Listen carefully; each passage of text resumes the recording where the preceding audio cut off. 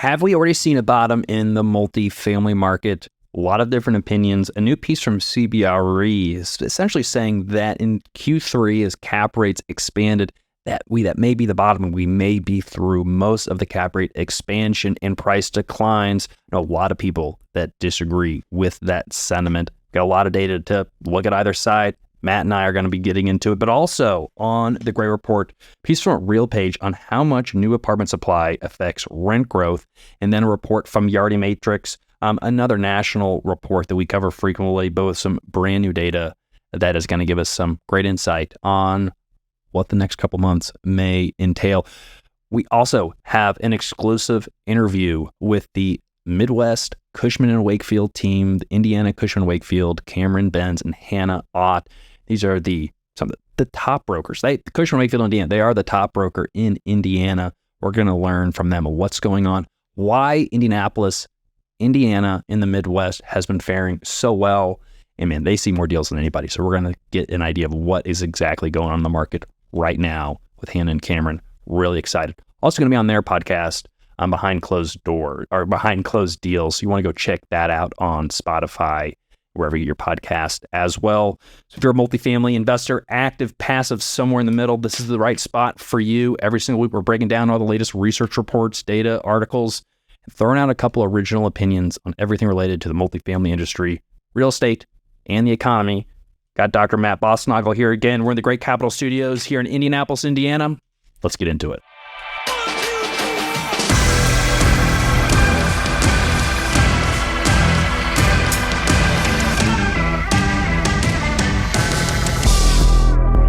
Hey, before we get into the reports, Matt, I want to bring Hannah Ott and Cameron Benz from Cushman & Wakefield, based out of Indianapolis, some of the top brokers in the they are between Rapp, Georgia, and Cushman & Wakefield.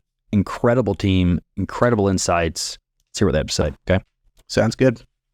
All right, for the special edition of the Gray Report, really excited to have both Hannah Ott and Cameron Benz, brokers from Cushman & Wakefield in Indiana, here talk to us today, just kind of how they got started, but also what's going on in the multifamily market.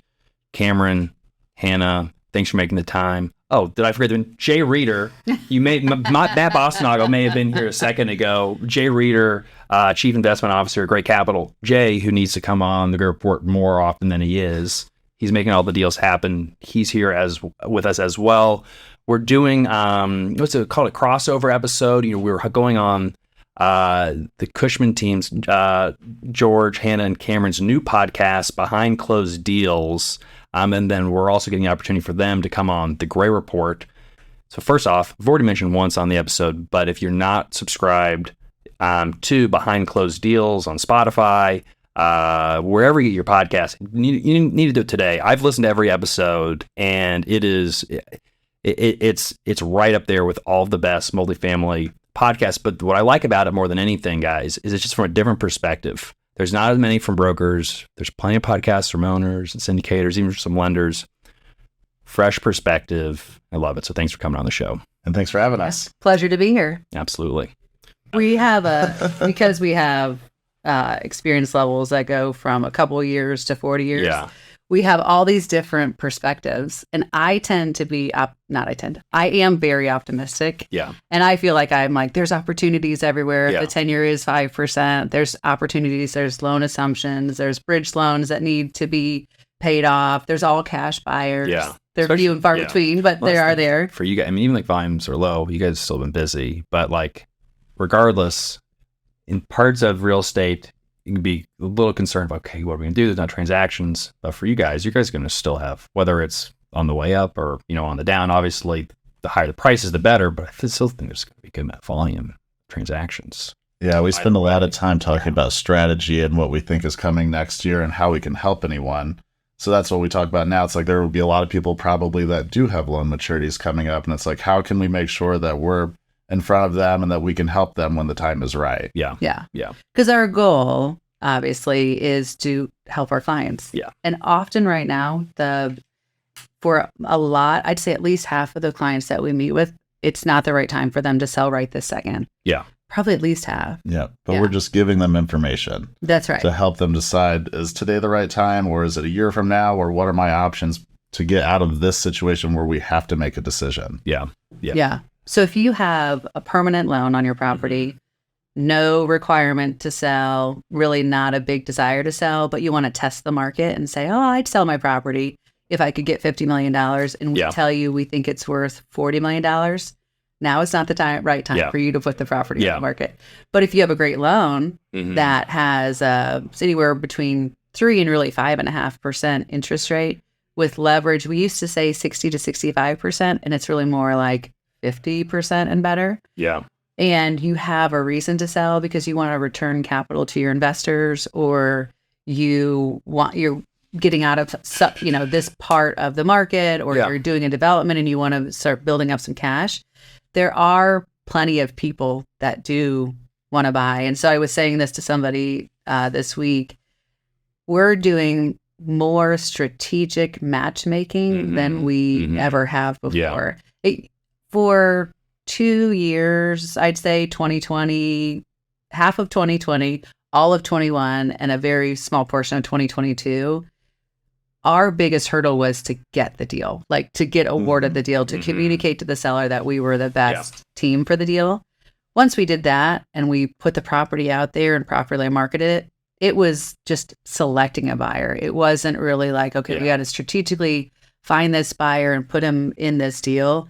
Now it's the opposite. Yeah. Because we have a lot of experience on our team, and we have high market share. People are more comfortable, especially in an environment where there's headwinds, and hiring us. And now it's like, okay, who's going to buy the property and why? And so when we take a property to market right now, we have to communicate to buyers, this is why this is the right time to buy this property. This is how you're going to get it done from a debt and equity standpoint. And this is what we think you can do with regard to rents. This is maybe how you can do some expense savings, because we know that expenses have gone up. We're doing business. We're doing the same thing. We're selling apartments throughout the Midwest, but we're doing business differently. And in a lot of ways, it's maybe more gratifying. Yeah.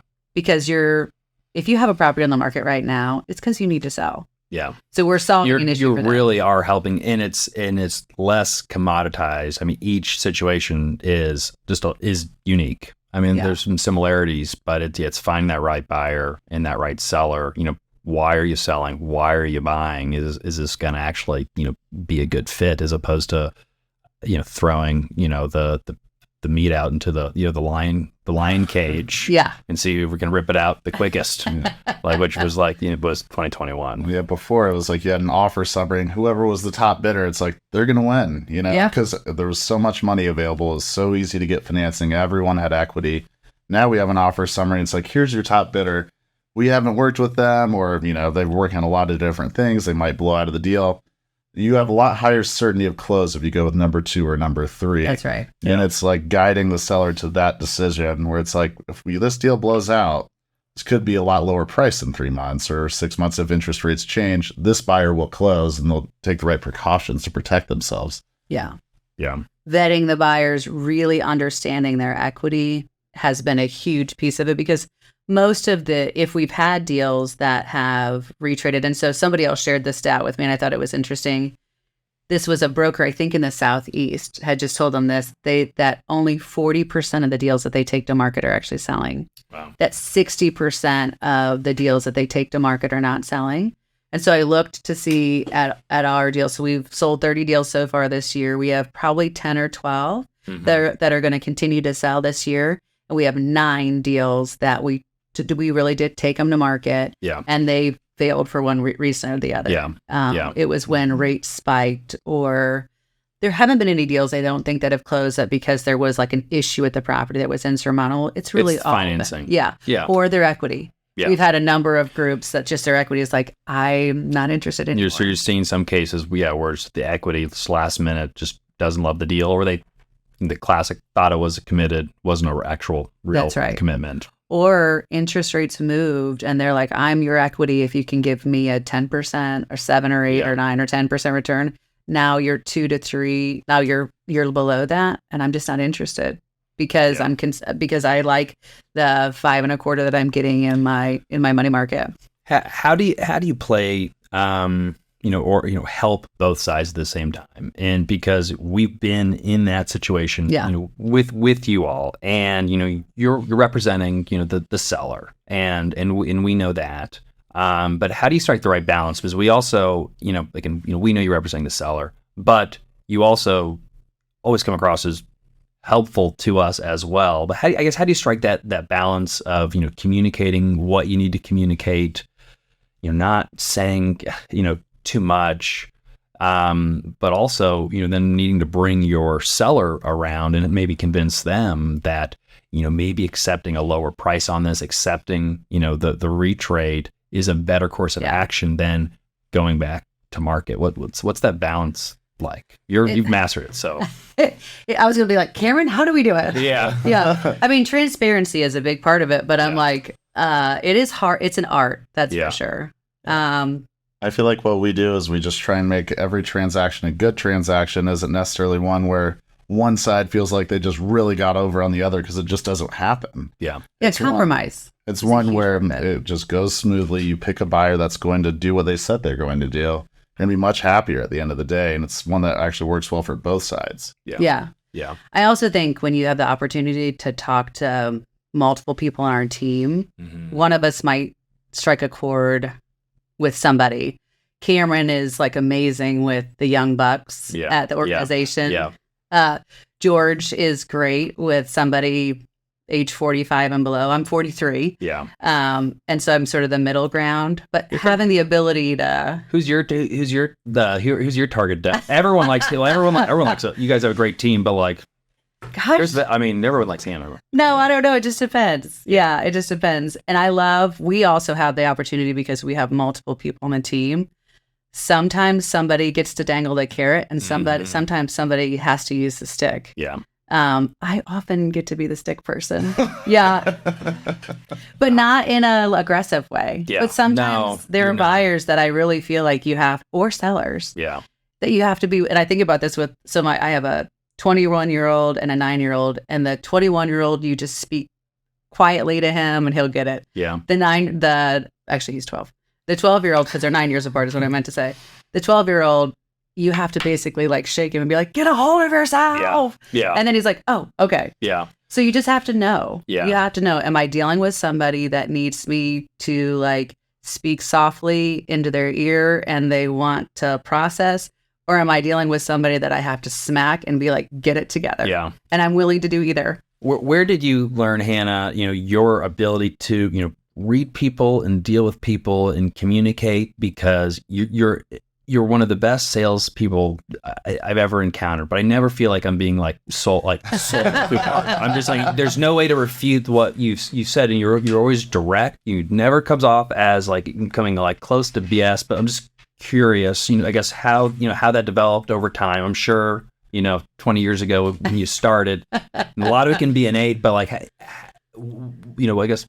Tell us a little bit, maybe go back 20 years, how you got started. What's the progression? No, go back 40 years. 40 years. Okay. I have 4 brothers and a really dominant dad, and I love them. They're amazing. They gave me the absolute best training in brokerage you can ever get. It's because they always wanted to be right. And I was like, I'm right.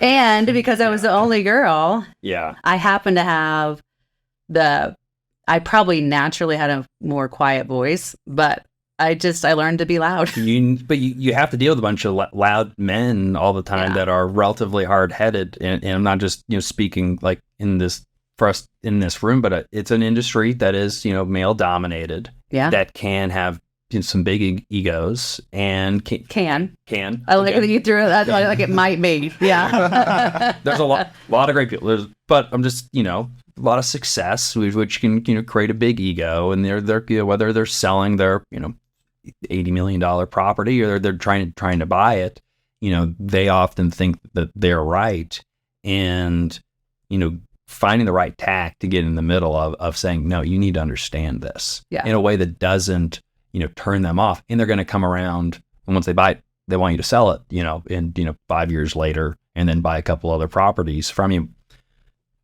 Just with your brothers and your dad, I'm telling growing you, up in that environment. Because people have asked me that question.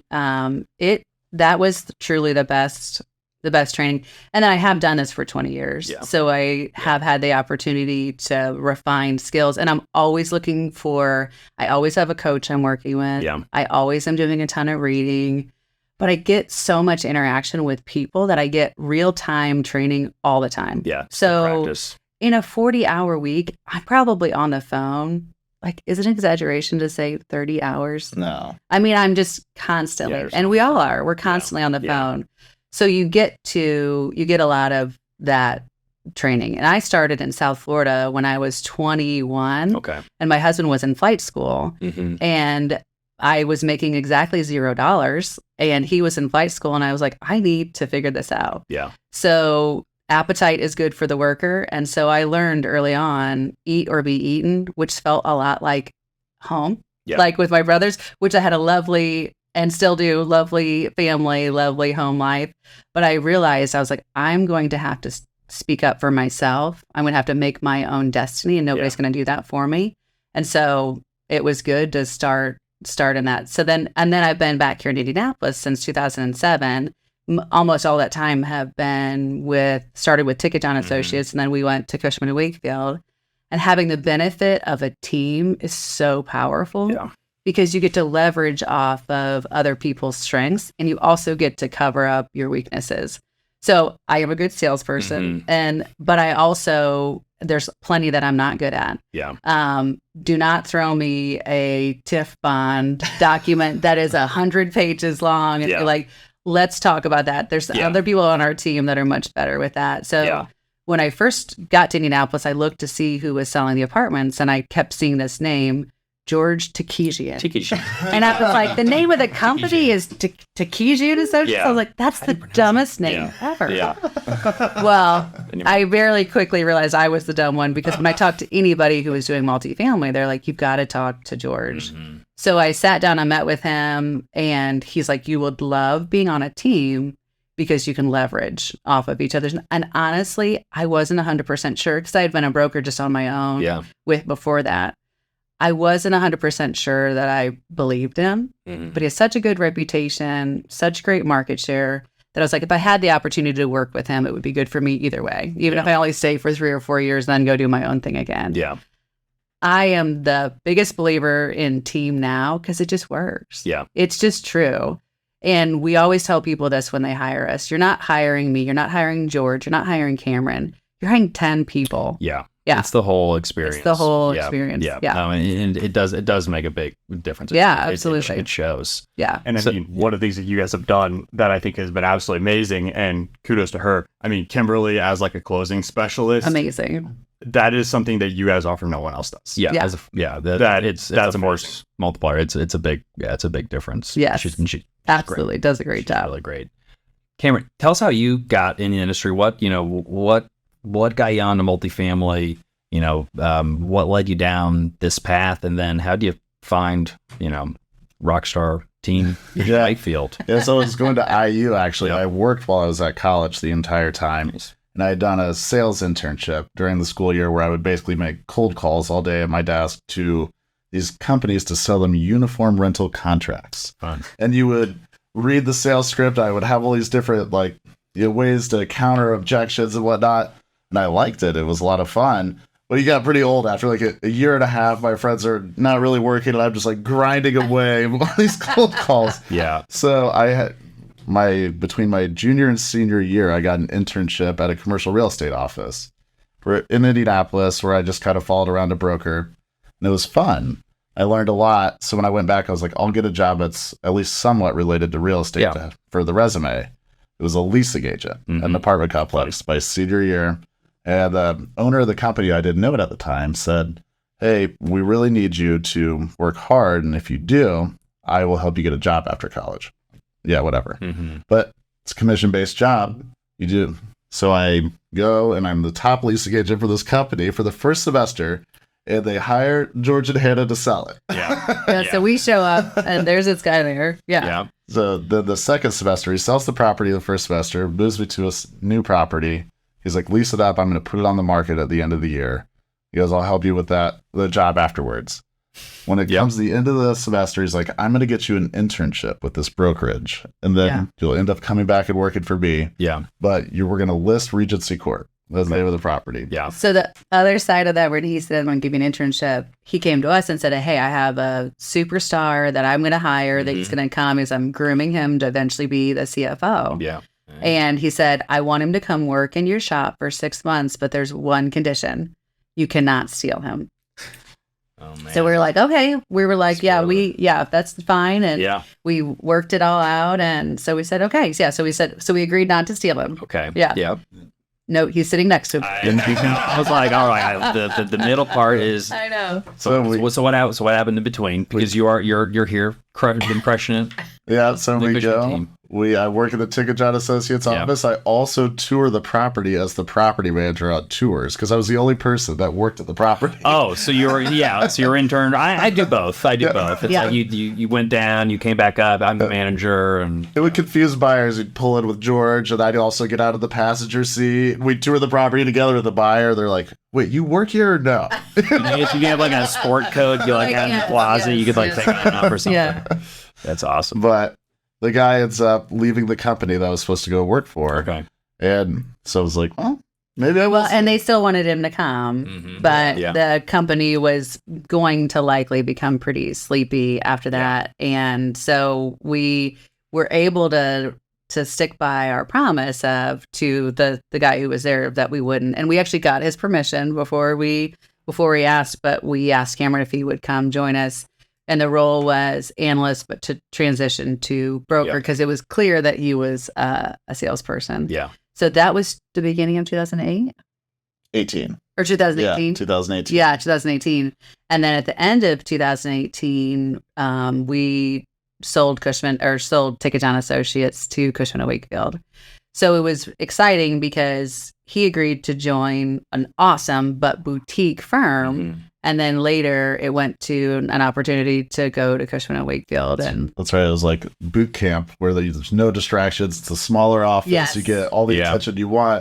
And then once you start to get a good feel for the job, it's like, all right, now we're going to go to a big company, big office downtown, and then a bunch of other people. So a good way to get your name out there, but good, like more personal training in the beginning. Yeah.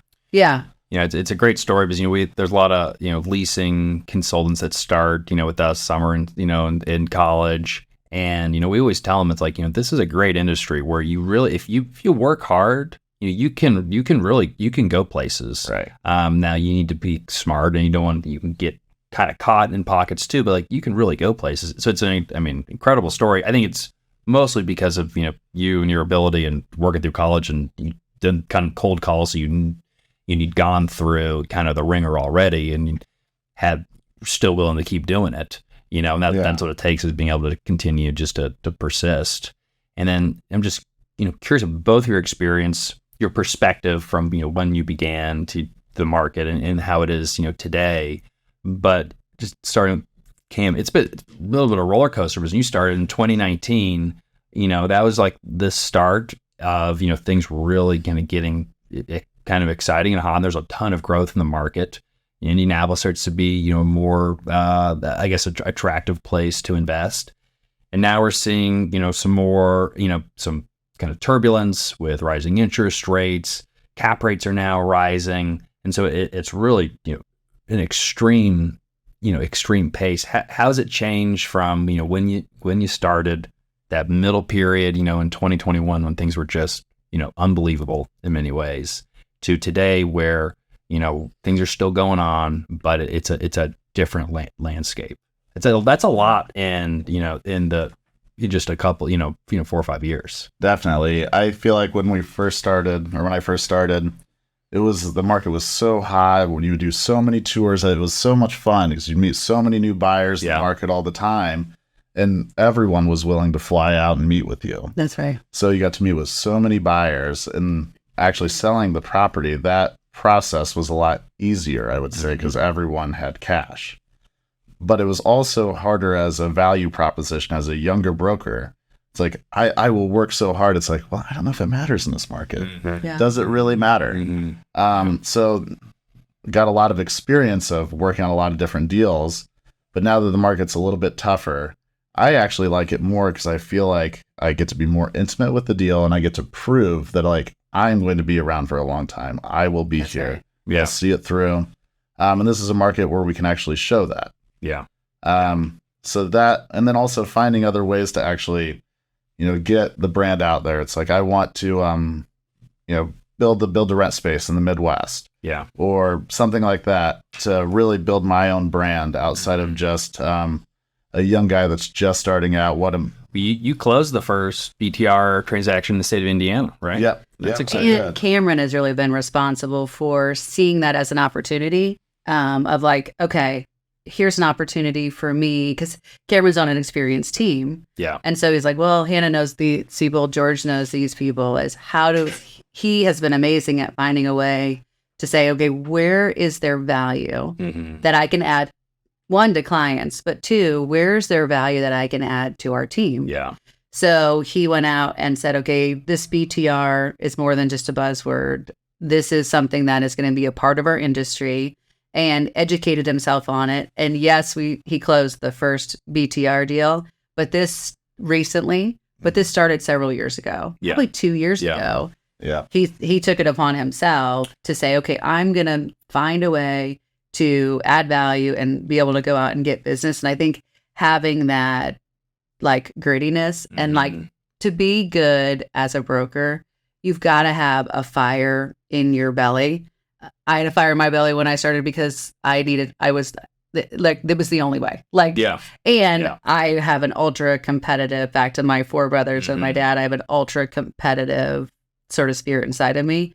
So you have to find a way to go out there and make deals happen, Yeah. because whether you're in the business for 20 years or 5 years or like George, 40 years, for the most part, deals aren't going to come to you. Mhm. You've got to go out there, and even for your clients, like you guys have been amazing clients, and our goal is that we're always the one calling you, like always the one giving you, information. You'll call us, but we don't expect you to never hear from us. And then when you have a deal that you want to sell, we'll just call Cameron and Hannah and Yeah. George because they, we've bought a We know couple them. deals from them. Yeah. Yeah.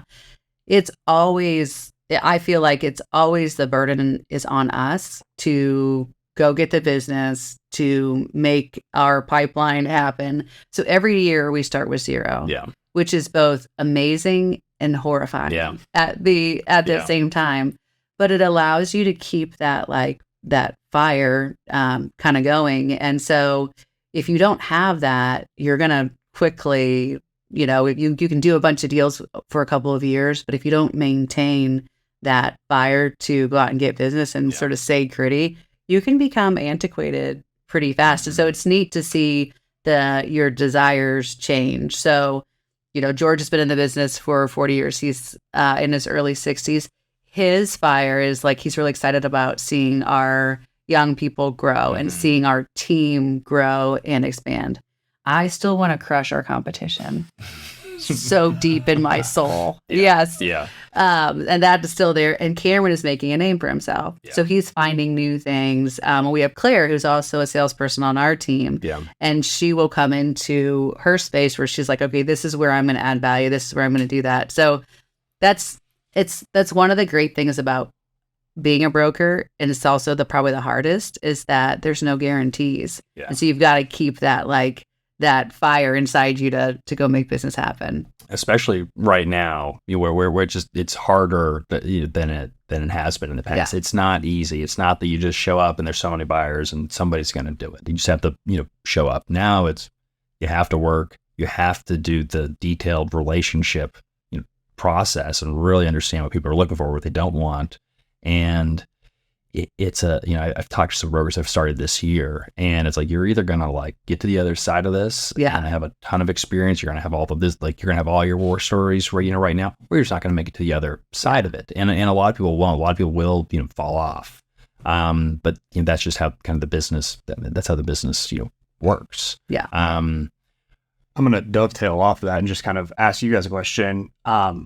What do you see? Like, we talk about multifamily and all the different aspects of it, but what do you guys see specifically in the brokerage space over the next 24 months? Like, Obviously, there are lots of shops I know when we've talked previously, you had said that there are deals in the Southeast that aren't trading. So I'm not necessarily asking here in Indianapolis or anything specific, but what do you see the broker profession or even the large players in the brokerage space being in the next 24 months? It'll thin. It will thin out because where there's not as much volume, there's just not as much to feed. So it will thin. And we saw a lot of it in the Southeast so far, where some people have, either brokers who've been in it for 2, 3, 5, maybe even 10 years. They decide to do something else. It's a good time for them to start their own thing, to go raise their own equity. But this is a time where we probably will see some thinning in the brokerage industry. But this is when we want to grow.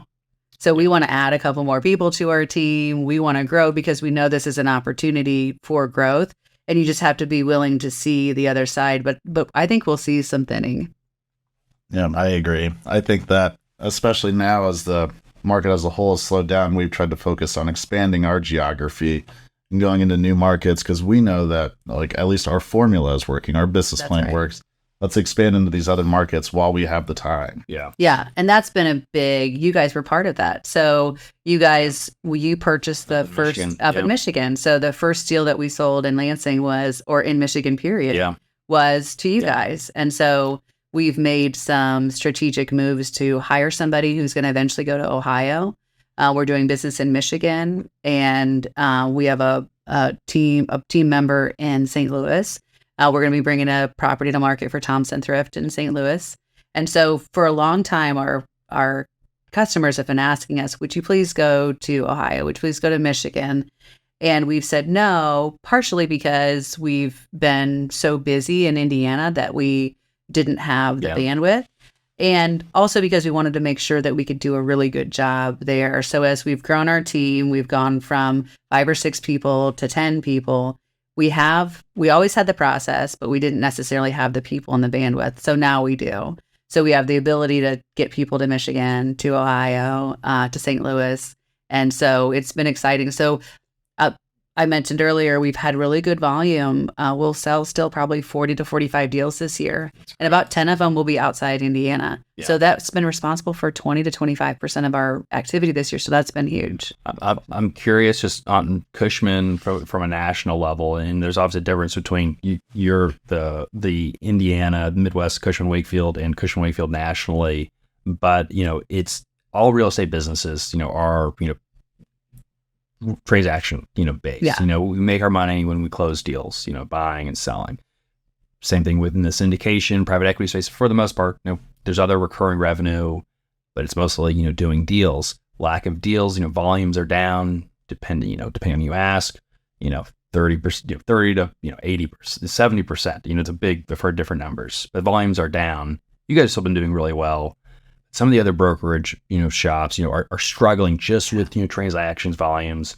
I know, Cushman's stock price has declined, quite a bit, which is like my perception of Cushman is you guys are just crushing it. So I'm like, that can't be the case. but like just on the broader industry, just the lack of, volume is that going to be, some of that, I guess, attrition in the industry? Is there going to be some consolidation? And obviously, you may not be able to talk about all of it, but it's a question that I've been thinking about when I see some of those figures of just the implications. And it's not just real estate; it's all big, the mergers and acquisitions firms that need that deal flow. How is just that lack of deal flow, lack of transaction fees, you think, going to affect just the broader brokerage space? Yeah, I mean, they're feeling it for sure. Luckily, we don't have an answer, but we don't know. Yeah. So Cushman's been good to us in that because we've maintained good volume, they're not poking on us for anything. Are you guys number one? Are you guys number one, number two? So we were actually 2022, their number one multifamily team. Congratulations. Yeah. That's so awesome. that's great. Now, That's really full cool. disclosure. The New York and the Florida team went to different shops. I think it would have been third. Yeah. Because Miami, it was Miami and then the New York team. I don't know that for sure. But a lot of the other shops are like whole regions. Yeah. You guys have just recently Mostly been Indiana. Mostly been in Indiana. Yeah. So I mean that's so that's also, pound for pound, Yeah. wherever you want to break it down, it's still really, really impressive. There's always rumors of continued consolidation. There's almost no boutique brokerage shops out there anymore. Kirkland, I think, may be one of the very, very few and that's really the only one that I can think of. But there used to be more boutiques, and then they were acquired, around the same time that we were. And so, but could there be continued consolidation within the big national firms? Sure. I don't know about it, but there's always rumors about it for sure. Yeah, no, I'm sure. From, you guys talked, Hannah, you were talking a lot about, servicing your clients and always, being there, from the buyer's perspective, we almost see as you guys as our partners, Yeah. And that's how we feel. And that's how it truly is. And in a sense, especially if you're syndicating, for us, if you're raising equity, in many ways, you guys are almost selling wholesale, and we're selling kind of retail, and it still has to work for all of us, but we're all kind of, selling that same asset, kind of just we're saying to do it to more, individuals sometimes. From the buyer's perspective, what's the best approach? If I'm a buyer, I'm not from Indiana, I don't know you all. What's the best way to approach a new broker in a new market to be received well? Because first impressions are everything, and there's certain things I know you can say that unlocks the door, and there's certain things you can say that you're just never going to get the follow up. So what's worked, what hasn't worked, from the past for buyers? I feel like a buyer that's like new to the market that wins the first time they bid on a deal is pretty unusual, right? Because we're not comfortable with them, we don't know them. But the ones who do are having people call for references, sending over a resume, and it's like, look at all this I've done, and also so-and-so that works at Walker and Dunlap that's financed all my deals is calling you in an hour to vouch for me. And then also this other broker from this other market's calling. It gives them a lot of credibility all at once. Yeah. Yeah. I also think that the buyers that show up in person and come meet us in person, they become real people, because we get so many phone calls from groups and you don't always know who's real or who's not. But when someone takes the time to come to our office, and they'll just maybe be there 15, 20 minutes, and they tell us their story, tell us about their equity, they become a real person. So we have this thing that we talk about. I think when we pitch in person, George says we've never lost, but I think we've lost once. But we almost never lose. Yeah. Because when you're in person with somebody, there's that energy exchange. They become a real commodity, and you can communicate your conviction, you can communicate your story, and all of those things are so powerful. So for new buyers, it's when you meet them in person and when they do exactly what Cameron just said. They give us information. They give us all the information that we need to know that they're actually real. Yeah. Just really maximizing that credibility up front. This is who I am. I'm a known quantity. Because there's a lot of tire kickers. Also, there's a lot of people who, I'm learning what an apartment is, or I bought a couple duplexes. Let's look at this deal. And while I'm sure you guys are, if you have time to be friendly, you only have so much time. You're busy. You're already on the phone 30 hours a week. So it's like, you don't have time to, talk to every person who's like, I'm learning about real estate. Can I pick your brain for 2 hours? I don't have the time. I'm sure that can be difficult as well. But if you show up in person, we will never turn down. If somebody says, "Hey, I want to buy in Indianapolis. Can I stop by your office for 15 minutes?" Whatever they say, we're always going to say yes. Well, I remember the first time I went on a tour with the first tour I went on with Tigajon Associates, with Ducardi, and it was Alex and myself, and again, I've been buying some real estate, but never done a multifamily deal. It was Arlington Square or in Irvington, and we didn't know. We didn't know we didn't know, but it was still we were there. He took us through, treated us like we were professionals, and then George. This was a couple years later. We had never bought anything for a couple years. We're still kicking around, and same thing with George. We showed up in person. We didn't know we didn't know, but he treated us, with respect, like we did know, and that we didn't feel like idiots. And it still was a little while until we actually, did our first deal. But I'll always remember those interactions, and just it was great. We wanted to do something together. George does have a sixth sense of like who's like somebody who's like going to be real. You know what I mean? Like he does, because he can also sniff out somebody who's full of BS pretty easily. Okay. So you were always we always felt like you were absolutely always credible. It took a while. It took a while. Like but we it got does, there. It always does. Yeah. Well, we're running out. I know, Hannah, you have to go. I have kid's birthday party. Really appreciate you guys coming on the group. We have to have you back. We need to get George in here also to pick his brain. Because he, again, just the man has just the wealth of knowledge and just experience, knows everything about every single deal. And just always shoots it straight. That's right. So Cameron, Hannah, really, it's a pleasure as always. Jay, thanks for riding, co-pilot. Thanks so much, guys. Thank you for having us. Yeah, this is great. Welcome back to the report. Hello. Matt, how you doing this evening? Pretty good. I've Afternoon. like last week I was like grappling with some hard facts and I've kind of I've had the time to process it and had time to and I think that us as a company too, we've been figuring out what our stance is, and I'm a little more comfortable knowing that we have like a achievable direction, I guess. Yeah, that's good. And and I think that and there are signs that that we started looking at in 2022. I started getting nervous at, obviously, last week and the weeks before, the month before, but all those things that we've seen, there's nothing that has gone against our assumptions. What's made you nervous?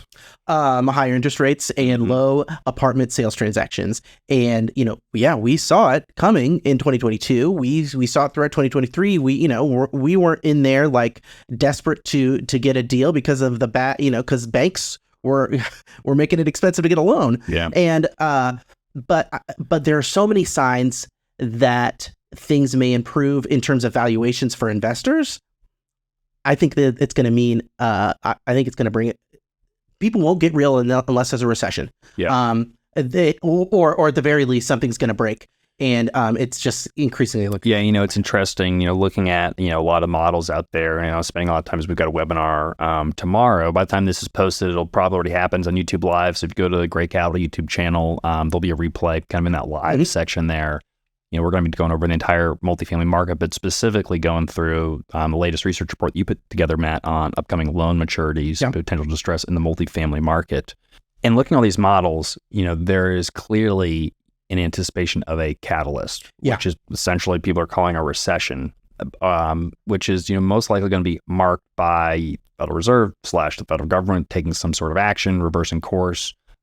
Because again, if you look at the kind of the models that are out there, and we've talked about how, useless models can be sometimes, so they don't really know, they're not always so helpful, but, kind of the base case assumptions, better than nothing, I guess, is that, we're going to continue to see price declines and things kind of just stay slow until there's a catalyst with the recession coming in with, monetary support and fiscal support, and moving it the other direction.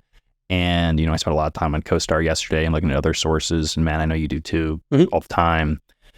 The way that they're, putting a pin in it is at the end of next year, at the end of 24, basically Q4, that will basically, we've got a whole other year of kind of still sliding down, not a lot of activity, not a lot of growth, and probably some pain. Until things turn around. And so, what is that catalyst? Is that going to happen? I feel like the recession calls are, it's like crying wolf. I think at this point we're like, okay, first couple times, we got serious about it, but now, even though it seems like interest rates are high and enough material to make the economy break at a certain level, but it's not broken yet. Things are still moving, so maybe it never will. And I know, and like I held off on like the calls for a recession that really began. I think began in 2022. There were plenty of people. I mean, there's always, you look under a log and you're always going to find a doomsayer about the economy. But as rosy as I was in the robustness of the economy throughout all of 2023 and the latter half of 2022, I really think that things are coming together in a bad way for the economy. But I, It's like there's, we're not losing jobs. Unemployment rates, staying the same. And I think that's what's leaving a lot of people, the data is conflicting. We point to one piece, people have gone through their savings, credit card spending is up and, interest rates have risen. But then it's like single family home prices, they're still up there. Yeah. Rent growth, even with a lot of supply, it is negative nationally year over year, but it's like surprisingly like normal, especially relative to all the increases we've seen in the last couple of years.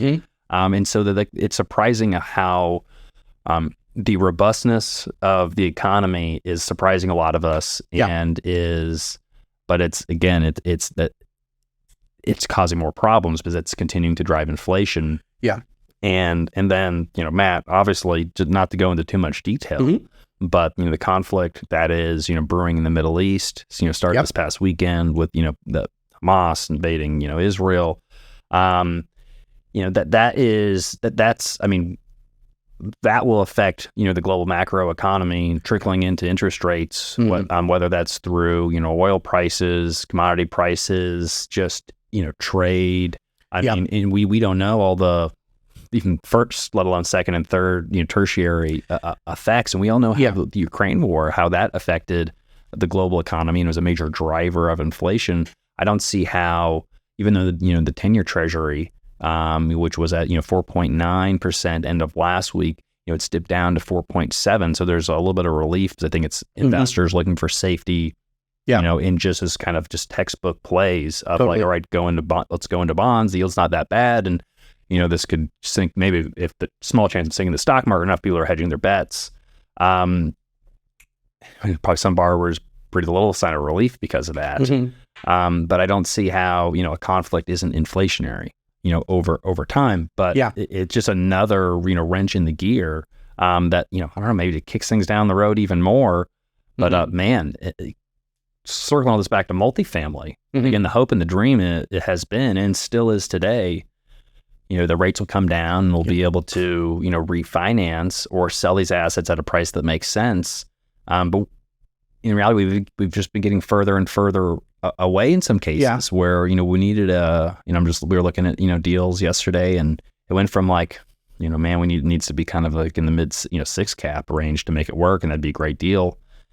And sellers doesn't really work for many sellers. Maybe they're selling a break even, maybe at a loss. Now it's like it has to be in the 7 to 8 cap range, which is like they're definitely losing money. No one wants to hear that. But what's the other path? It got worse. It's gotten worse. Yeah, it hasn't gotten better. And the assumption, 2 months ago when they had the one price was that it wasn't going to get worse. Here, let's have price as X. Yeah. And then they changed their how generous of them, and then it got worse. Yeah. And they've got and that's a perfect example, of trying to kind of cling on so tightly, and you're squeezing out any of the profits that you're squeezing out any of the profits that you could have saved. Yeah. Exactly. All of a sudden, it's like, oh, geez, maybe it is a better time to sell now. Yeah. It's not getting better anytime sooner. But Matt, something that I think that folks watching and myself, you and me, it's like, okay, now what? Like if we know that your deal's underwater, it's not going anywhere. Like, what are the next steps? How does that look like? Are people going to rescue capital and preferred equity, and are they filling the gaps? Are they going to move to start selling even a break even and a loss? And we haven't started to see the movement. We haven't started to see the price discovery, and it has to start happening at some point. Or we've gotten there have been some high profile cases that have been reported on of, loan modifications and foreclosures. But we know that there's a lot more than just those high profile cases. Yep. And again, like every day I look at our portfolio, like I'm grateful that we don't have existential issues. Yeah. Not that everything's, roses, we have a couple floating rate loans long term, but we've got interest rate escrows. They keep increasing, that aren't great, but but we're still cash flowing. Yep. Insurance is expanding. Insurance, that was property one. Taxes. Yeah, I cut out one. Yeah, that was going to be in the report today. Sorry. Okay, it's true. Yeah, yeah, and this is a perfect segue into this CBRE. Yes. Some of the assumptions in the CBRE, I would maybe push back against a little bit. Yeah. But it is from the data.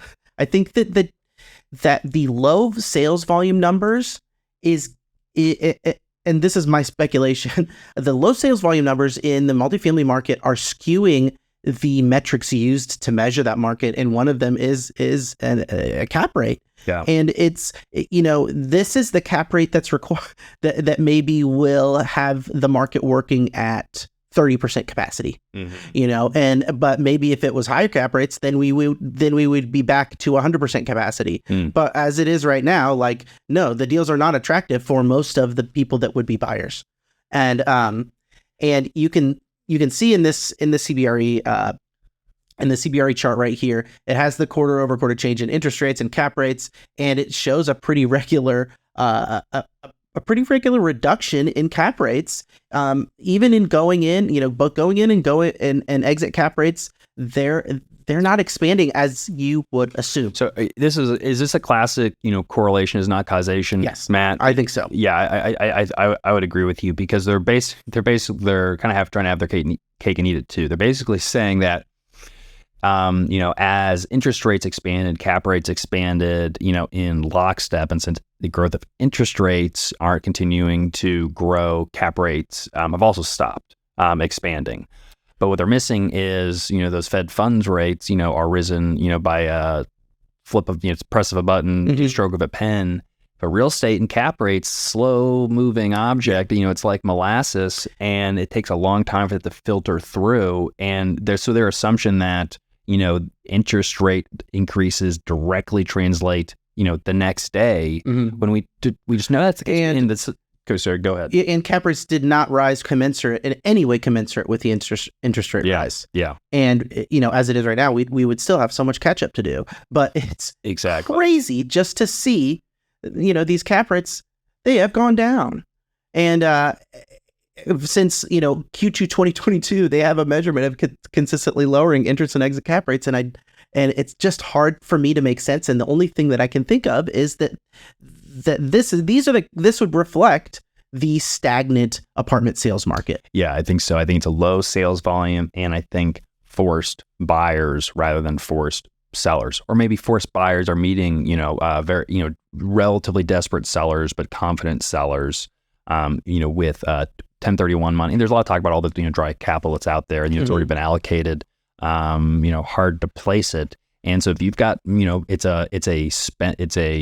invest it, you allocate it, or lose it type situation for some of these operators.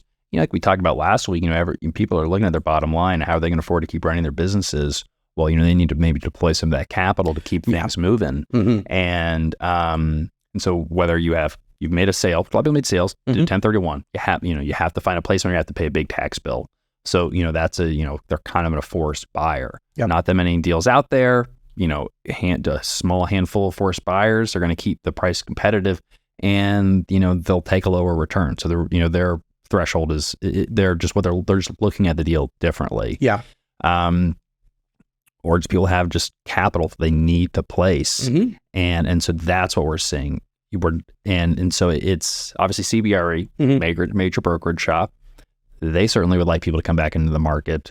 And they had another piece that we covered a couple months ago.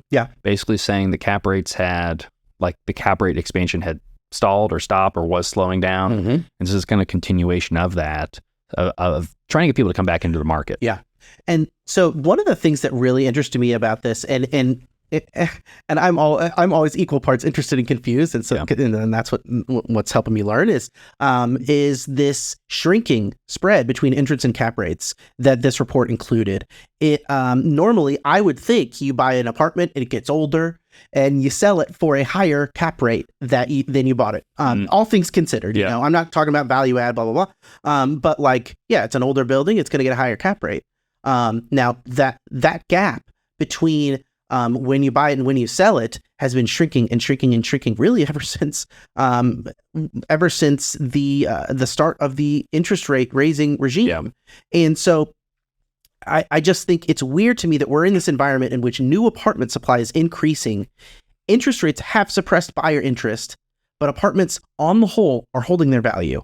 There's something that doesn't make sense about that. Well, so, it's how we look at cap rates, is it's a pricing mechanism, but it's also like a market sentiment, mechanism. And there's a lot of different videos on, what is a cap rate? And it's, so it's like, well, it's how you value a property. Yeah. It's like, yeah, that is true, but that's not really, that's like, there's no omniscient cap rate grantor.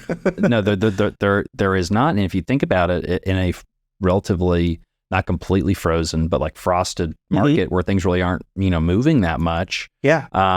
It would make sense that, the sentiment, of the market reflected in the cap rate would also be kind of stuck wherever it was last. Yeah. And, you still have people that are filtering, people are like, what's the average cap rate? And you look at comps, people are still looking at comps from, last year and a year and a half ago to, base valuations off of. And so we just, not enough time has passed, but more importantly, the time is just transactions. We need more transactions, and we need to get through this. So we know that there's a big, more or less logjam of deals that capital events have to occur on. An expression, perhaps not of the people that want to be in the market, but an expression of the only transactions that have happened in the market.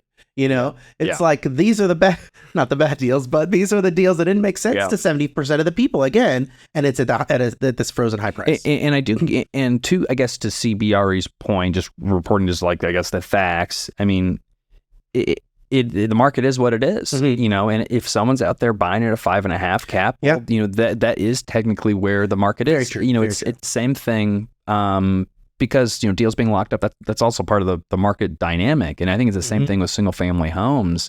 It tells us what it tells us. It tells us prices are still up here. You can say like, well, they should be down here. Like I'm saying, cap rates seem to be 7 and 8. Like that's where they should be relative to other investments and risk and return and all of that.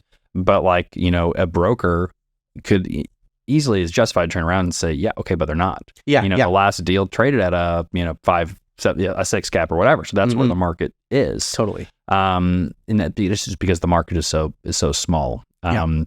Now I asked, so I've read this and I saw this, just the shrinking cap rates as interest rates are increasing. And I asked the author of this article, Senior Director of Multifamily Research, Matthew Vance, if cap rates typically shrink when interest rates increase, or maybe if there was something that was going on that might explain this trend.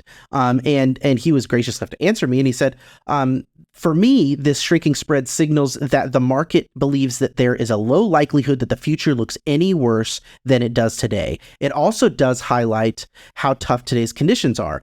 Again, like you said, that's a solid explanation that does follow from the data, but cap rate data, whether it's from CBRE or CoStar or wherever, is a reflection of the market's confidence or lack thereof in a given asset. I wonder, however, again, to repeat myself, if these low sales volumes for multifamily property have made cap rates a less accurate indicator. That's true. That is true. I mean, there's a lot of folks over the last year or so have said, really can't look at the cap rate. You don't look at, negative leverage, positive leverage, just look at your business plan. Look at your value add plan. You're going to go fix a lot of units, and so you're going to force appreciation. So you're going cap rate doesn't matter, or it's like, well, yeah, cap rate, but look at just the basis. You relative to replacement costs. Both are reasonable arguments, but both rely on a couple of assumptions, and those assumptions, in my mind, like translate to risk. On the value add, it's like, can you get those rents? Yeah. Can you execute the business plan? And then on the side of, just a basis play could be true relative to last year. It's good basis. Everyone's like, well, there were deals trading for $300,000 a unit. Yeah. Okay. Well, just because people were insane last year, or someone spent too much money building something, doesn't mean that's the price makes sense. Like you could have spent, like, people think, well, like if they can build it for this, is the price. That's like, labor theory of, value type stuff. It's like, no, it's like, what is it worth to like the market? It's like the guy that turn on. Yeah. It's like, well, I worked really hard on that. We spent a lot of money on that. It's like, maybe, but it's not worth that. Yeah. Yeah. And so it's like, we're having to go back and we're kind of re-educate ourselves on like, what is a good basis and not, and I believe there are genuine, good, decent basis opportunities out there, or there more and more are occurring. But I think that they're we think we're going to better basis opportunities as we go forward. And I just can't, again, looking at the math, looking at where all other, rates are, what bonds are, other investment alternatives, cap rates need to be higher relative to all that. Yeah. Yeah. And to kind of even just return to the idea, Matthew Vance's explanation of the shrinking entrance and exit cap rate spread. Basically, what he explained is that things are not going to get worse, that the market has bottomed and it's going to improve. I think that that there's a lot of reasons to maybe think that that's an inaccurate that cap rate that this shrinking spread is expressing is inaccurate. We do have more supply entering the market through end of 2024. We are going to see further rent declines due to seasonality and new supply hitting the market. We've got high interest rates pounding bottom lines and bringing businesses and consumers ever so closer to the breaking point. Student loan repayments are resuming, and that's going to that's going to affect renters in a disproportionate way. There is, like you mentioned earlier, an immensely tragic war in the Middle East, not the least of which an ongoing war in Ukraine, and it's hard to see that things are not going to get worse. I think that really things are probably going to get a little bumpier for the apartment market. Again, I just think as a base case that like everything's going to be fine is again I think a little bit naive, and why wouldn't you hope for the best? Yeah, but like prepare kind of also prepare for the worst and be real. And again, there hasn't been a rate hiking cycle like I believe ever that hasn't resulted in a recession. Yeah. And we're a much more levered economy, addicted to low interest rates more than ever, and being like, oh no, this one's going to be fine, and it's a faster rate increase than we've ever had. I wonder too if there's any like retrospective FOMO of associated with the holdouts during the beginning of the pandemic. There was this freeze in sales. Interest rates were a favorable moment, and we were actually a little bit more active during that period because the math made sense. And the math doesn't make sense anymore, but they're thinking that, that it's frozen, and so I really want to jump in now. I don't want to miss this opportunity like I did, 2 or 3 years ago. I don't know if that's a huge factor or not, but it is. It is. There was FOMO. People were missing out, and people were looking around, and people were buying apartments at when rates were at 0%, and it was free money. Load up on these assets with great long-term fundamentals, and where people I think got greedy is they were like, okay, I'm going to do that, but I'll put short-term floating rate loan on it. Instead of making couple million, I'm going to make a couple million more, if all things go right. But now in their situation where they're going to, have zero. Yeah. Yeah. So, and motivated reasoning now. I've been saying recession and I do, I do want to pat myself a little bit on the back because I didn't say it through this year. And I know how easy it is to call for apocalypse. But that it still will be painful. And that's, that is the tragedy. The real bit that is that people seem to need to be shocked in this way, whether it's the greater economy and or it's the specific niche of multifamily market. But there is it's in everyone's best interest to keep a tight lid about how in trouble they are. And there's no incentive to admit defeat and be like, well, things are horrible for us. I mean, you hear like bits and pieces, and again, I'm hearing more from like brokers and lenders having it's like indirect conversations, and not mentioning like a lot of names, but I think in the next couple of months they're going to continue to be interesting, and just admitting that we don't know. But I think having the best information is going to at least help us paint a picture in what to maybe some traps to look out for and avoid. Great to move on to this Real Page, please. Totally. This is a short and sweet article from our favorite Carl Whitaker at Real Page, saying that supply go up, demand go down, to simplify. Sure, we know that, of course, but I think the more interesting question is how much new supply would affect rent growth in the apartment market. I don't think that Carl Whitaker is making like a grand unified theory of supply and rent growth, but he's like gets there. He like gets really close, and it almost makes me wonder, like, could this be the beginning of like a cool new apartment supply, metric? All things being equal, how much does newly completed apartment supply contribute to rent growth? I think it wouldn't be too hard to kind of get a general idea. Yeah. And, again, I think the supply story is critical. Yeah. We've talking about it a while. Again, webinar the women mentioned that we're doing tomorrow, Matt, on the Great Capital YouTube channel. Big piece. I mean, it's about loan maturities, but as we cover the market, supply is is a major factor right now that's just taking place in a period where all these expirations are coming due. That's a major headwind right now to growth. It's not like it's a short term little hurdle to get over. But like there's there's light at the end of the tunnel, but like we got a year and a half of a ton of deliveries. I mean, 1.1 million units currently under construction. I think 545,000 are expected to be completed this year. Wow. Yeah. And, and this is some of the information he's going to get to. And again, this webinar, you got like all these numbers in my head.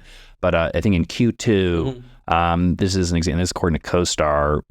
As a nation, we absorbed 100,000 units, which is a decent. So it's like demand is like kind of normal. It's like that's not bad. So I mean that's total of 400,000 units absorbed for a year. That would be that's solid. We built 145,000 units. So we had negative absorption. We're vacancy is increasing, and so again it's not really necessarily about the demand. Inflation is putting pressure on demand a little bit, but it shows how resilient demand is. But too much supply. So Carl Whitaker has quantified this in a way that we can make sense of it. Yeah. So just to put some numbers to it. So let's say that the new supply in a market adds less than 2.5% to current supply. Then that, at least lately, right? That means that rent growth is about 1.25%. If new supply adds 2.5 to 5%, then you've got 0.75% rent growth. If new supply adds 7.5 to 10, or maybe even greater than 10, well, then you're looking at negative 1.5 or negative 2 or really even negative 3% rent growth respectively. So the more you're adding, it's so 5% is the threshold. Looks like 5% of existing inventory. If you're under that, you'll be able to maintain. If you're over 5%, you're going to start seeing some headwinds in term. Well, it's always a little bit more headwind, but it turns from positive to negative. Yeah, and you're right. And it looks like past that 5%, you really get a lot more of a rent. The rent decreases come up a lot more if you're adding that much. Yeah, because I can see just anecdotally, once the market starts going the other way and it starts becoming much more of a renter's market, that's when you start seeing the concessions, and it's a race to the bottom from operators, because then people are giving away $1,000 gift cards and months free and toasters, whatever. It's like a critical mass almost. And it's like it's a little bit of a hysteria. Like we got to do whatever it takes to start buying occupancy. It turns into a heads and beds conversation, which can fill the gap, but I think it starts it creates a little bit of a feedback loop. And I think the same thing, maybe in a different way, on rent growth, when what happened in 21 and 22 or most of 21, when people started finally seeing that rent growth was happening, people were just like, okay, well, let's just see where we can take it, and we're able to take it pretty far. Algorithms are not helping to raise the rents more than the renters can pay, because if they could, they would crank it up as much as they could. Typically for as long as you can. If someone can afford to pay and they're won't find anything else. I mean, there are renters out there, and there's a small percentage that we always talk about, they search from highest to lowest, not from lowest to highest. They want the best thing, the nice thing. They don't really care about the price. They're renting for other reasons, like they could buy a home. They just want a really nice place to live. They want the flexibility. Different mentality. The difference between home price growth, whether you're talking about flat home prices or factoring in mortgage, the difference between that soaring cost and the more linear growth of rent, or really even relative stagnation of rent, is really interesting. It almost suggests that that it is a different population with renters, and they have a harder ceiling than home buyers, or at least as Yeah. expressed in the market. I'm not saying that rents should be higher, but I do think that if there is some kind of housing market softening, crash, crisis, whatever, that gap is giving a little bit of insulation for rents, because we're not going crazy with rents right now in the same way that housing prices look a little crazy right now. Yeah, they do. It's more of a head scratcher. Yeah. Just like, but it's not a dissimilar story of just low transaction volume. Mhm. And then there's the dynamic of everyone's locked into a mortgage. Unlike, the multifamily market. So just, again, it leads to that trickle, which again, you could say, well, house prices should be here because mortgage rates here relative to income are here, but it's like, well, but they're not. Yeah. They're not. Okay, Matt, Yardi Matrix, see a new city on the cover, but it is a Midwestern city. That's right. All things go to Chicago. A little Sufjan reference. So Matt, Chicago, another win for the Midwest. Yeah. We're not typically seeing Chicago on the top. Again, there's a lot of markets that have been on the leaderboard in terms of performance and rent growth that are pretty unfamiliar to a lot of multifamily investors, because everyone was so focused on the Sun Belt, which is getting absolutely pummeled right now with supply. It goes to show, don't always just follow everybody into the same trade. Yeah. And everyone's like the Sun Belt, so infallible, migration. Yeah, but there's nuance to every investment, and things can be overpriced, and you can build too much. Everyone has the same idea. It's like buy the rumor, sell the news. Like, well, everyone was, the news came out, and they doubled down. Where then the Midwest, everyone's like, what is the Midwest? Where is it? Why do people live there? And does it exist? What's interesting and what this gets at, as a great compliment to RealPage, is this idea is like, okay, new supply is one factor, but what other factors are there? Why did everyone jump into Sunbelt? It wasn't purely because of apartment rents. It was because of, the migration, right? Yeah. Sunny, low. Visitor, this kind of destination market.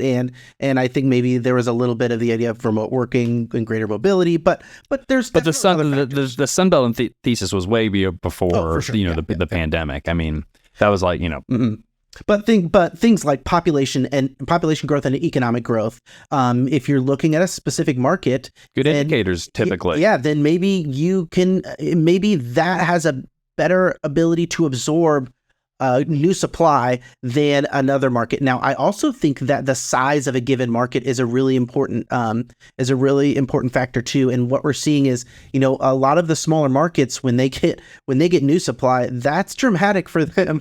And in a way that a place like Dallas or something, or Houston, they're going to see a lot of supply and they're just going to gobble it. Right, New York City, it's like you see the new apartment supply. It's like that's a lot. And like actually, again, it's all relative. It's like it's not that much new supply, relative to what's already there.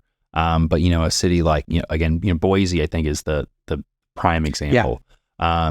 Crazy growth, crazy rent growth, crazy supply, because people were moving out of California, moving out of San Francisco, kind of a boom town. But it's going through a major bust right now. We're looking at year-over-year rent growth across either all asset classes, which is like luxury and more kind of workforce. They call it lifestyle at Yardi, or renters by necessity. This collection of markets in the positive territory is, I mean, you said they're not be negative, but there's mostly are negative rather than positive now. It's it's inverted from where you would typically see. We got on the bottom of the list. Is the exact opposite for many multifamily investors who would have thought. So at the bottom, the absolute bottom of the list is Austin, Texas. I think they have, I want to say 20,000. It could be 12, but I think it's 20,000. Let's say on the east, low side. Yeah. 12,000 units. I mean, it's a massive percentage of new inventory. And, their population is growing. But it's actually not too incomparable to Indianapolis in our growth story, especially in the right demographic mix. And that's like a city like Indianapolis is almost always above the national average, and then goes to the top. It rarely goes down. And so it's like it's like, what's your, average? And there are other markets that have, like I think Tucson is like the highest overall market with the most average rent growth over the last like 5 years or so. But I mean, Austin, then Phoenix, the next lowest, Las Vegas, Atlanta, these are all the darlings of multifamily syndicators, because they're looking at job and population growth. There's clearly another side of the equation. It's like you're only looking at income and not expenses. Yeah. Like, come on, guys, it's the net. What's your net? You're basing everything on revenue. It's not a great way to invest. Yeah. And it is a way. Yeah. And if you scroll down to another, they sometimes will have like different sections down. They have they got that was year over year. This is month over month, which. And the national average, I should note here, the national average year over year rent growth is up 0.8% from last year, but the month over month rent growth is negative, and it's down 0.3% from the month previous. And actually only 3 markets in the nation that are positive month over month. Wow. New Jersey. Is New Jersey is that my recollection is Jersey's a state, but anyway, they're just wrapping it all in city state, and it's not like a tiny. I mean, it's not like the big. Anyway, New Jersey, all of New Jersey is leading, followed by Miami. I mean, Miami has been just, crushing it. Everyone from all of Central South America and New York, plus all of our grandparents are all moving to Miami. I guess. Rent growth, more supply, more rent growth. It is the exception that it is the other factors other than supply. I mean, Will Smith made the correct call. That's right. Big Willie Style was a generational hit. In the club where the heat is on, all night on the beach till the break of dawn. Yeah, we all know it's true. And we should have been listening to Will Smith on investing advice because spot on. But again, at the bottom of the list, San Diego, it's really, really hurting. I mean, and this is month over declines of a full percent. I don't even want to annualize that for everybody. You can just do some quick math. But again, even the markets that have incredible job growth, incredible population growth, like a Dallas, like a Denver, like Atlanta, Charlotte, Nashville, they're at the bottom of the list. Now, Indianapolis, but now just to be transparent, because Indianapolis has been faring so well, and this is also a supply story because Indianapolis, while this is delivering a fraction of supply, I think we're like 6 or 7%, so we're over that 5% now. We were like 3 and 2 and 3. A lot of supply coming online right now. The lifestyle asset class, big declines, coming in, 2.5% decline. Yeah. That's big. That's a big hit. Now, again, top of the list and bottom of the list, our month over month rent growth by renters by necessity is at the top of the list. Over 1%. So there's then I can tell you the general reason right now is because there's a lot of stuff being delivered in Indianapolis, mostly downtown and up in the northern suburbs, and they're trying to whatever they can get these things full. They're getting heads in beds, and you know why?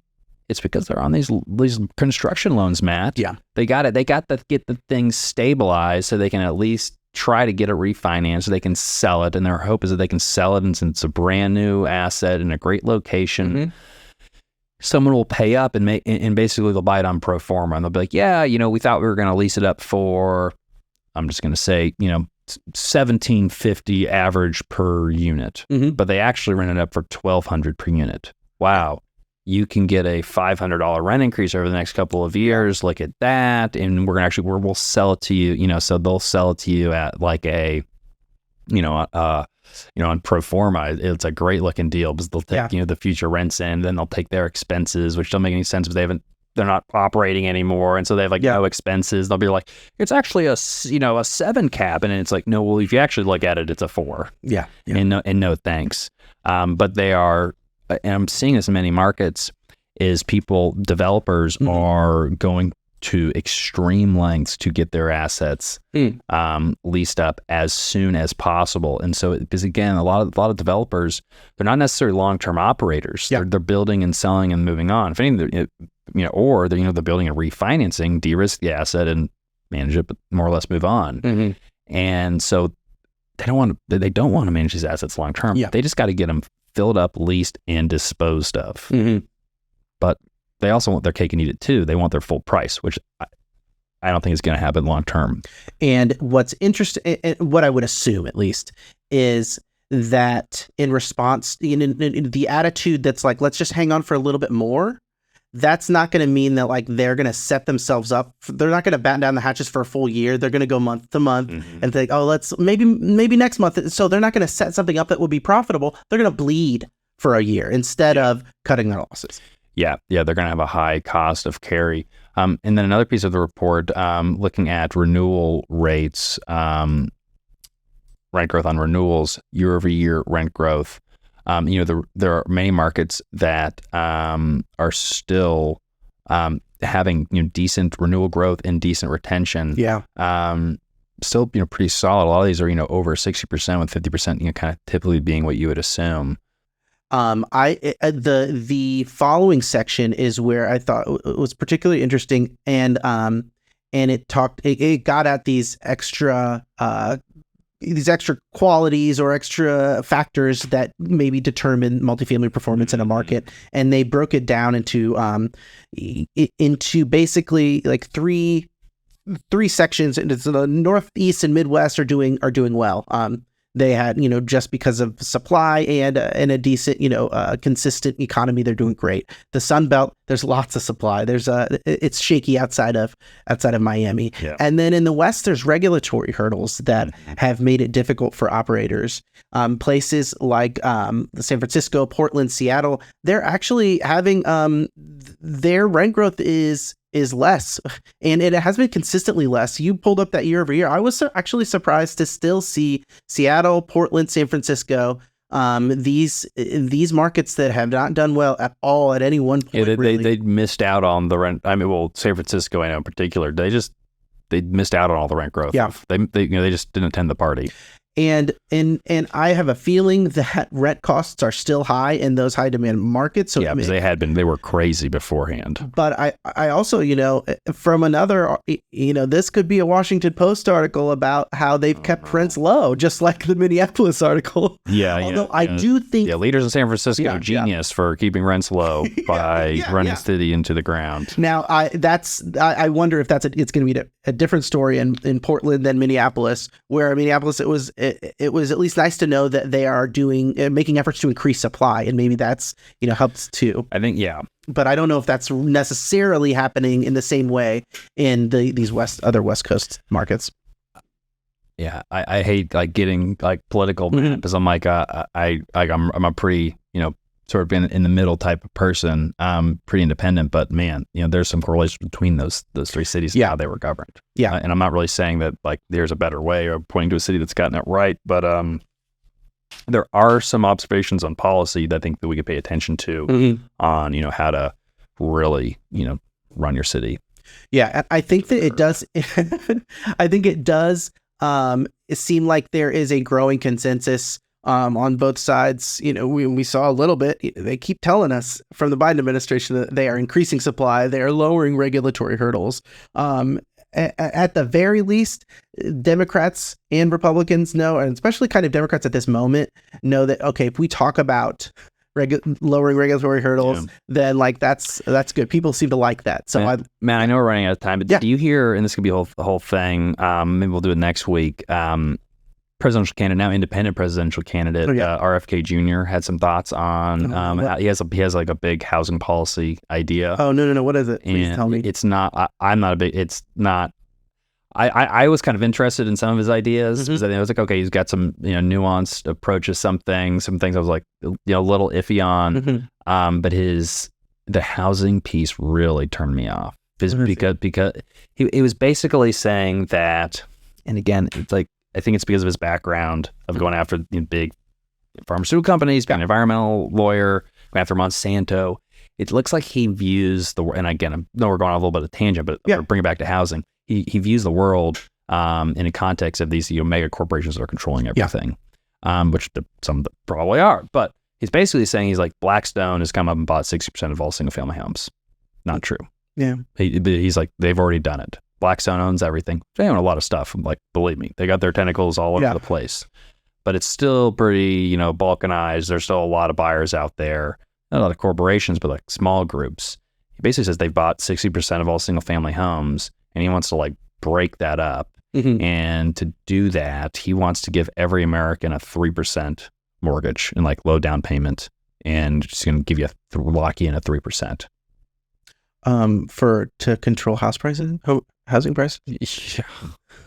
And so I'm like, just like the armchair economist in me is like, well, we don't need. I mean, do we remember what caused like the last financial crisis? Was the government making it easy for everyone to buy a home, and this idea that everyone should buy a home and we'll make it easy and anyone can qualify, and we're just going to give you the basically don't need to qualify. He basically was suggesting what happened in like the late night in the late 90s and early 2000s. And not to mention, it's like you need to get out of the way. You need to let people build. You don't need to say, we're going to live in these types of homes, and I'm basically going to, by decree, fix the price of. We're already doing that enough with the Federal Reserve. It's like we don't need the executive branch coming in and saying 3% for you, because he's saying he's like, well, it's like they can go and borrow. They say the Blackstone can go borrow at like. They've got a great credit score, basically, and so they can borrow cheaper than the normal person, so they're more competitive. Sometimes it's like sort of true, but not like really. It's still and again, it's like, what are you basing things on? Like, are you going to people a spread? It's like, we're going to give you. I mean, it'd be one thing. It's like, we'll give you the rate of the 10-year Treasury or what. It's like something like market force, but like you're removing the market entirely from the equation. Is a recipe for disaster. And in my mind, it was like, okay, well, this is maybe a non-starter for me because. If we're going to see government as the solution to solve these major complicated problems, it's not the right tool to solve the problem, and just taking that approach, it really turned me off, and I was sort of curious about some of the things he was saying before that. Yeah, well, and I think that there are often things that he has said that you pause it every time he makes a statement, says this is, or this is a fact, this is happening. Just press pause on the video. Look it up. Yeah. Because may not be the case. Well, that's what. And like, does the UK Health Department have an anti-vaccine chickenpox message on their website, like he said in an interview? No, it doesn't. It actually encourages the chickenpox vaccine. I'm not vax or anti-vax or whatever. Do whatever you want, but. I do think that the way now, and I will say this, and you can come jump at me in the comments. Territory we should not be wading in, Matt. I think that he states things as facts that aren't perhaps necessarily. Yeah, more facts. Theories. Yeah. I agree. So anyway, that's the ends our political corner. Oh man, I am gonna get flooded with. Oh yeah, no, that's our engagement. That's what we do every time. But again, wouldn't be bringing it up, but it was specifically on housing policy. So that was very germane, and not coming from a left or right angle, just from like a good idea, bad idea policy standpoint. It just seemed that it's like, well, I've just learned about the problem in the industry, and here's a solution that's going to sound. Well, and that is a good point. That it's like, the consumers, the renters, the mortgage payers, they're the ones in trouble. And so it's a little bit of a jump, and it seems a little less like a direct solution if you're really benefiting people that are building the houses instead of the people that are paying for them. Yeah. But I think that's what you have to do, is you go back to the root of the problem, which is that there's not enough houses, and then you bring those into the market. Yeah. Well, Matt, this has been a great episode. Thanks. More action-packed stuff next week. Make sure you're signed up for the Career Report newsletter. It's a newsletter, comes out, once a week for sure. Actually, twice a week. We get a Thursday edition, Sunday edition. GrayCapitalLLC.com/newsletter. We've got a link right below. A new research report out, all loan maturities. You can just go to the Gray Capital website, graycap.net. Again, links are going to be below. We have a webinar we're doing tomorrow. By the time you see this, we got usually like a 24-hour delay, and when we record this, when it gets posted. So just go back to the YouTube channel, click the live. It's going to be about an hour of a deep dive on the current state of the multifamily market, these loan maturities, answering questions. Always feel free. Shoot us a comment, send us a message, get in touch with us. We would love to hear from you, and we'll talk about it more. Thanks again, Matt. Thank you. See you on the next one.